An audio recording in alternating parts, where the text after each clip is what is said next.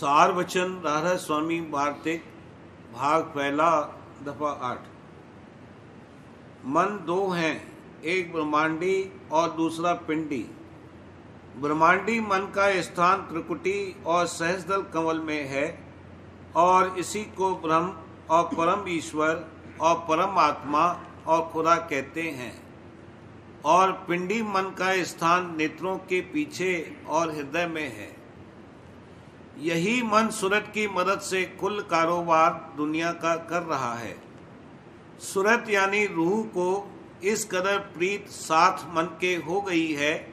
कि उसके संग बिल्कुल रुजू उसकी नीचे की तरफ यानी दर्जात सिफली में हो रही है और इसी से मन और इंद्रिय वगैरह को ताकत कारोबार की हासिल है। जो जीवात्मा यानी सूरत यानी रूह मुतवज्जह अपने स्थान असली की तरफ होवे तो असबाब दुनिया की तरफ से तवज्जह घटती जावे और सूरत खलासी यानी मोक्ष की निकल आवे। जब सूरत ब्रह्मांडी मन के स्थानों के परे अपने स्थान असली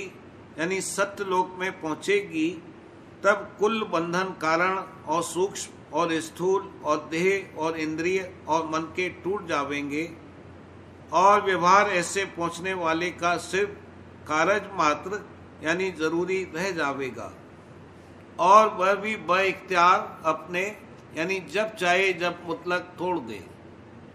खुलासा यह है कि जब तक सूरत यानी जीवात्मा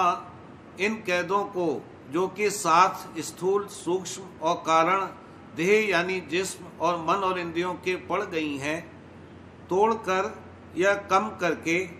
और इन मलिन स्थानों को जो पिंड और ब्रह्मांड के ताल्लुक हैं छोड़कर तरफ स्थान असली के रुजू न करेगी और ब्रह्मांडी मन के परे न पहुंचेगी तब तक जड़ चेतन की गांठ न खुलेगी। और कसीफ यानी जड़ पदार्थ यह है मन और इंद्रिय और देह यानी जिस्म और कुल संसारी व्यवहार और भोग वगैरह और सूरत लतीफ और चैतन्य है और इन दोनों की मिलौनी का नाम गांठ है। सो जब तक यह गांठ न खुले यानी मिलौनी माया की दूर न होवे तब तक उसका नाम मोक्ष नहीं हो सकता और न कभी बीज आशा और तृष्णा का नाश होगा। दफा 9। हर्षण के अभ्यास के बल से और कुछ रास्ता तय करने से इनका जोर किसी कदर कम हो जाएगा या कुछ दिनों तक असल में दब जाना और जाहिर में जाता रहना भी इनका मालूम पड़ेगा, पर बिल्कुल दूर होना जब तक कि सत्यलोक में सूरत न पहुंचेगी नहीं हो सकता है। क्योंकि जो सत्यलोक तक न पहुंची तो जब ब्रह्मांडी मन और माया का असर होगा और जब भोग और विलास भारी झकोला देंगे तब खौफ है कि साधु स्थान पहले और दूसरे का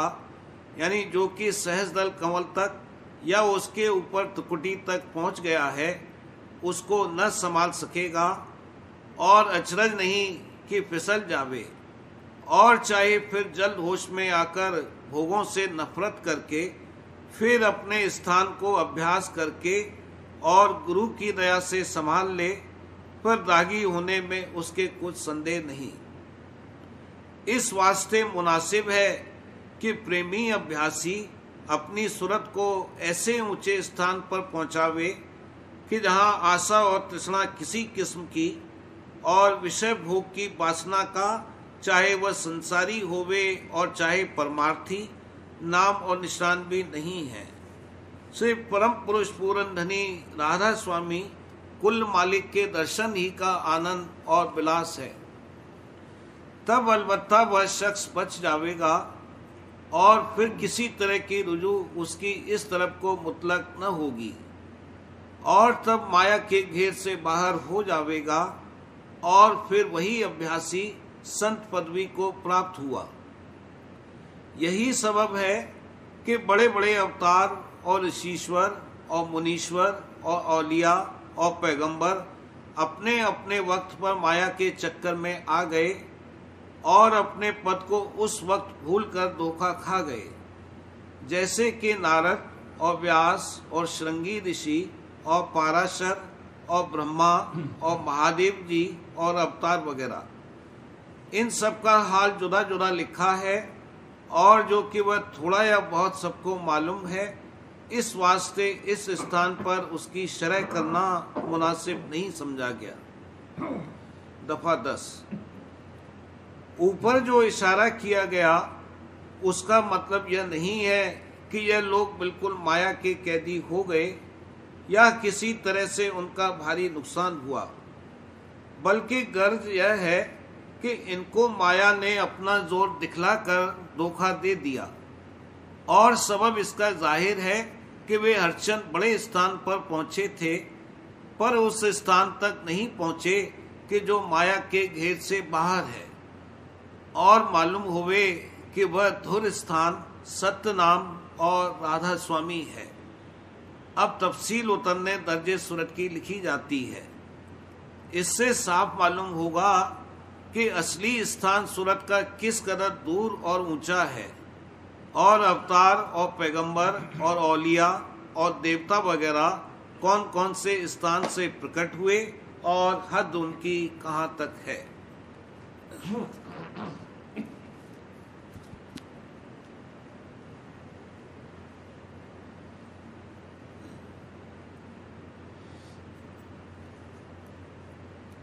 प्रेम पत्र राधा स्वामी, पहला भाग, वचन 37वां। मन और इच्छा का बयान। पिंडी मन और इच्छा ब्रह्मांडी मन और माया की, जिनको ब्रह्म और माया और शिव शक्ति कहते हैं, अंश हैं। इनका असली रुख बाहर और नीचे की तरफ है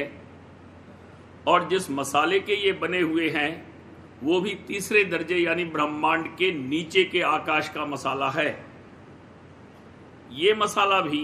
ब्रह्मांड के मसाले की निस्बत बहुत स्थूल है, यानी स्थूल माया की मिलौनी उसमें ज्यादा है और उसके मुख का भी नीचे और बाहर की तरफ झुकाव ज्यादा है, यानी माया के पदार्थों के साथ उसका मेल है और उन्हीं से ये पिंडी मन और उसके औजार, इंद्रियां और देह अपना आहार और ताकत लेते हैं। जबकि इस मन का ये हाल है, तब जाहिर है कि इसका असली झुकाव इंद्रियों के वसीले से भोगों की तरफ बहुत है, पर उसमें चैतन्य शक्ति जिससे वो काम दे रहा है सूरत की धार की है। पहले इस मन में इच्छा उठती है, यानी एक किस्म की हिलोर पैदा होती है और जिस किस्म की वो इच्छा है, यानी जिस इंद्री के भोग की चाह है,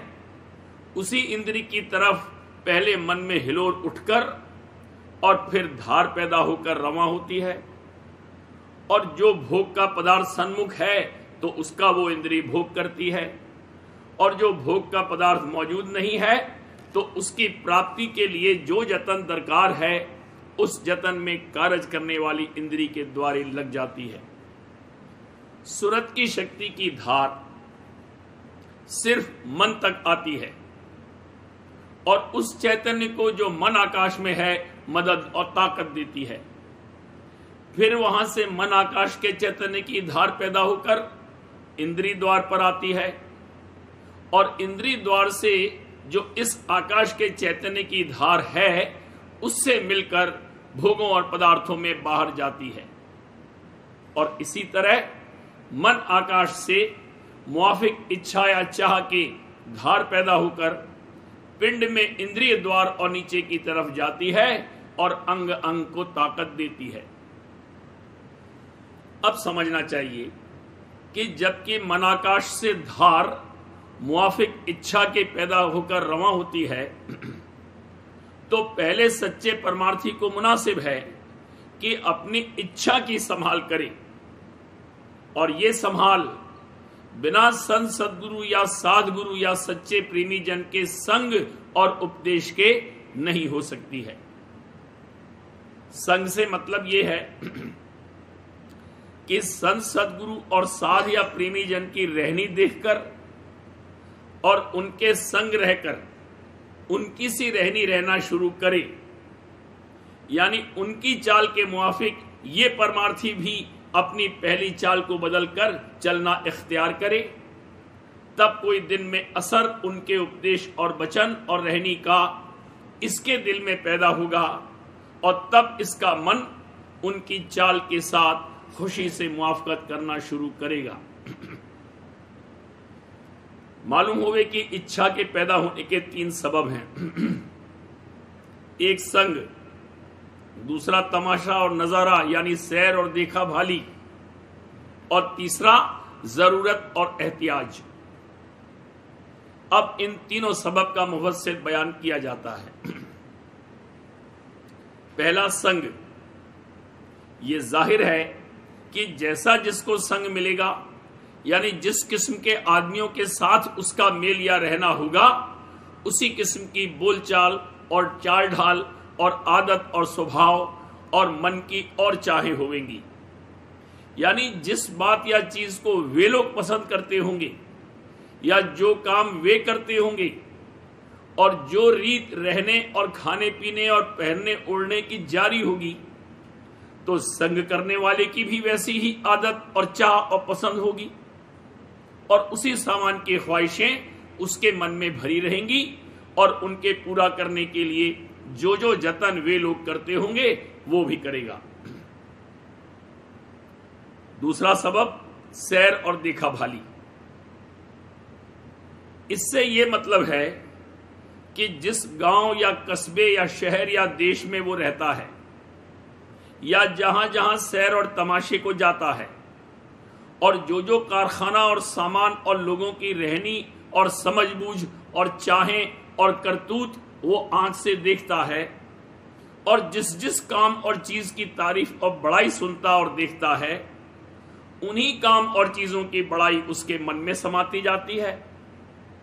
और उन्हीं सामान और असबाब के हासिल करने की चाह पैदा होती है और उनकी प्राप्ति के लिए जैसी जैसी करतूत लोगों को करते देखता है, उसी काम के करने की ख्वाहिश बढ़ती जाती है। तीसरा,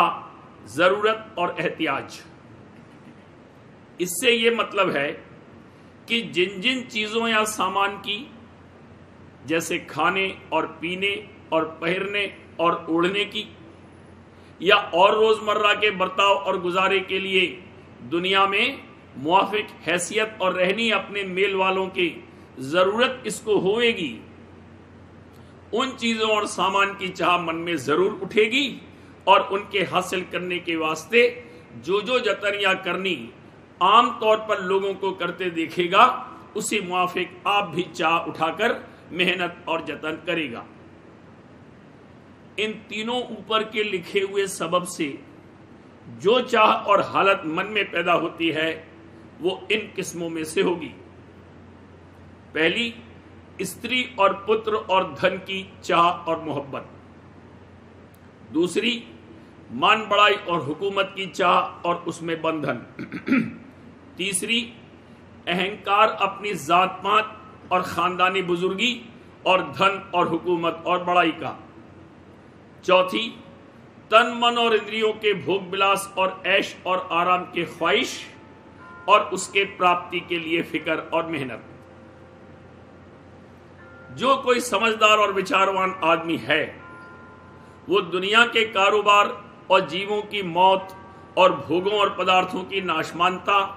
और लोगों के खुद मतलबी के साथ मोहब्बत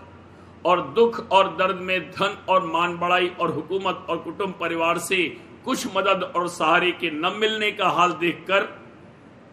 जरूर अपने मन में ख्याल करेगा कि जिस कदर लोग मेहनत और जतन वास्ते पूरा करने अनेक चाहों की जो मन में भरी हुई हैं करते हैं, वे सब कुछ तो बिल्कुल फिजूल और कुछ जरूरी हैं और सच्चा और पूरा सुख का फायदा इनमें बहुत कम है। और जब दुख या दर्द पैदा हुए या मौत आवे तो उसका फल एक छिन में जाता रहता है या कुछ अपने मुफीद मतलब नहीं होता है। और कोई कोई दुख का, जैसे भारी रोग और शोक का, कोई जतन और इलाज नहीं है कि जिससे वे दूर हो जावें। और ऐसी हालत में चाहे सब तरह के सामान सुख के हासिल भी हैं, वे सब के सब फीके और बेकार हो जाते हैं। फिर ऐसे विचारवान के दिल में जरूर तलाश इस बात की पैदा होगी कि ये जीव कहां से आता है और कहां जाता है, और वहां दुख पाता है या सुख, और दुख के हटाने और सुख की प्राप्ति के वास्ते कौन जतन मुनासिब है, और किस तरह इस दुनिया में बर्ताव या गुजारा करना चाहिए कि जिससे दुख कम होवे और सुख ज्यादा मिले, और आइंदा को बाद छोड़ने इस देह के भी सुख मिले और दुख न होवे। और यहां की जिंदगी में जो मेहनत और मशक्कत करनी पड़ती है और अनेक तरह की फिक्र और चिंता घेरे रहती है, उससे थोड़ा बहुत बचाव किस तरह से होवे, और ऐसी कौन सी तदबीर है कि जिससे मौत का दुख कम व्यापे या बिल्कुल न व्यापे। ऐसे सोच विचार की हालत में जिस जीव को भाग से संतों का या उनके प्रेमियों का संग मिल जावे, तो उनके वचन चित्त से सुनकर सब संदेह और भ्रम इसके आहिस्ता आहिस्ता दूर हो जावे, और अपने सच्चे मालिक और निज घर का पता और भेद और जुगत उसके प्राप्ति की मिल जावे, और दुखों से बचने और परम आनंद के हासिल करने का भी जतन इसकी समझ में आ जावे। फिर जिस कदर ये शख्स उनका तन मन से संग करेगा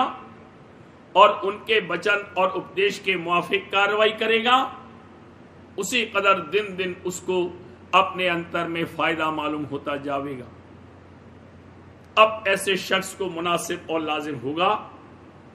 कि संत सदगुरु और साध और प्रेमी जन का संग करके अपनी पिछली चाल ढाल और रहनी और चाहों को जिस कदर जल्दी मुमकिन होवे बदलता जावे, और संतों के वचन के मुआफिक सच्चे परमार्थियों की रहनी और बर्ताव इख्तियार करे। जिस कदर तन मन और तवज्जो के साथ ये शख्स संग करेगा, और जिस कदर गौर और विचार के साथ प्रेमियों की रहनी और रीत समझकर और उसके मुआफिक कार्रवाई शुरू करेगा, और अपनी पिछली हालत और चाल और स्वभाव और चाहों को निरख परख कर जिस कदर उनमें फिजूल और नामुनासिब होवे उनको आहिस्ता आहिस्ता छोड़ता जाएगा, और सच्चे मालिक के मिलने और अपने निज घर में पहुंचने का इरादा मजबूत करके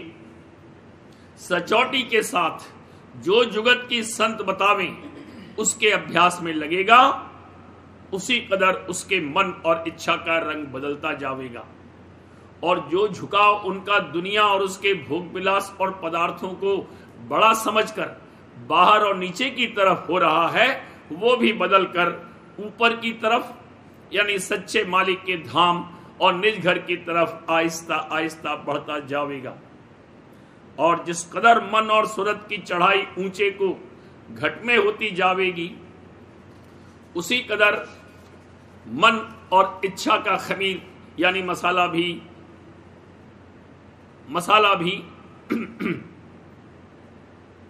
निर्मल होता जाएगा। जैसे जिस कदर नीचे की हवा ऊपर की तरफ चढ़ती जाती है, उसी कदर उसकी कसाफत और मलिनता दूर होकर शीतलता और ताजगी बढ़ती जाती है। इसी तरह एक दिन उस अभ्यासी की सूरत तन मन और इच्छा और माया के देश से न्यारी होकर और निर्मल चैतन्य देश में पहुंचकर अपने सच्चे मालिक का दर्शन पावेगी, और अमर अजर होकर परम आनंद को प्राप्त होगी, और रोग शोक और जन्म मरण के दुख से पूरा छुटकारा हो जाएगा। परमार्थी जीवों को अच्छी तरह समझना चाहिए कि सिवाय संत सदगुरु या उनके प्रेमियों के संग के जो बात ऊपर लिखी है और किसी तरह से हासिल नहीं हो सकती, क्योंकि और मतों में बाहर के कर्म और धर्म का पसारा विस्तार बहुत किया है, और सच्चे मालिक और उसके निज धाम का पता और भेद साफ साफ तौर पर नहीं वर्णन किया है, और जुगत उसके प्राप्ति की ऐसे आसान तौर पर जिसमें गृहस्थ और विरक्त और औरत और मर्द सब कोई बिला दिक्कत शामिल हो सके बिल्कुल नहीं बताई है। फिर जीव बेचारे हमेशा डावाडोल रहते हैं और भ्रम और संदेह उनके बिल्कुल दूर नहीं होते और न सच्चा सुख और आनंद उनको बाहर की करनी में प्राप्त होता है। और जो किसी मत में अंतर की करनी भी बताई है वो भी पिंड के अंतर की है। चढ़ाई और पिंड के पार जाने की जुगत उसमें बिल्कुल नहीं समझाई है, बल्कि उन मतों में चढ़ने और चलने का जिक्र भी बहुत कम है। फिर जीव से ये मलिन देश, जहां की मलिन माया और इच्छा और मलिन मन दुनिया का काम दे रहे हैं, कैसे छूटे और निर्मल चैतन्य देश में कैसे पहुंचे। और जो दुख सुख और अनेक तरह की तकलीफें इस मलिन देश में माया की मिलौनी के सबब से पैदा होती हैं और सब जीव उनको सह रहे हैं, उनसे कैसे बचाव हुए। इस वास्ते सच्चे परमार्थी जीवों को मुनासिब है कि संतों की जुगत लेकर अपना काम बनाना शुरू करें, पर इस कदर ख्याल रखें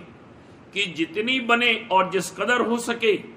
अपने मन और इच्छा की हालत बदलें। और ये हालत बगैर संतों की जुगत के अभ्यास के, जिससे ये मलिन देश और मलिन मन और मलिन माया और इच्छा से दिन दिन अलहदगी होती जाएगी, किसी सूरत में और किसी तरह से हासिल नहीं हो सकती। इस वास्ते चाहिए कि अभ्यास नित्य होशियारी के साथ करें और अपने मन और इच्छा की हालत परख परख कर संतों के वचन के मुआफिक संभालते और बदलते जावें। इस काम में सुरत शब्द का अभ्यास उनको मदद देगा। और जो सचौटी के साथ ये अभ्यास शुरू करेंगे और सच्चे मालिक राधा स्वामी दयाल और उनके सत्संग की सच्चे मन से शरण लेवेंगे, तो राधा स्वामी दयाल कुल मालिक अंतर में दया करते जावेंगे और अपनी मेहर और दया से अभ्यासी का काम बनाते जावेंगे। यानी दिन दिन उसकी तरक्की होती जाएगी और उसके साथ अंतर और बाहर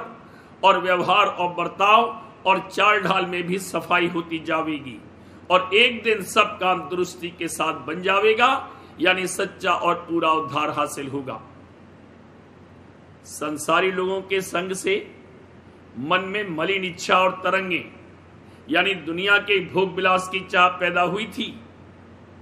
सो संत सदगुरु और उनके प्रेमी जन और उनकी वाणी का संग करके इच्छा बदलेगी। और जो कोई अपनी इच्छा के बदलने में थोड़ी बहुत कोशिश नहीं करते जावेंगे, उनको भजन और अभ्यास का भी रस कम आवेगा और राधा स्वामी दयाल की दया की भी परख अंतर में नहीं आवेगी और न अपने मन के विकारों की खबर पड़ेगी और न उनके दूर करने का जतन दुरुस्ती से बन पड़ेगा। फिर ऐसे लोगों की संत मत की प्रतीत का भी पूरा पूरा भरोसा नहीं हो सकता और न उनकी राधा स्वामी दयाल और गुरु के चरणों में प्रीत बढ़ेगी।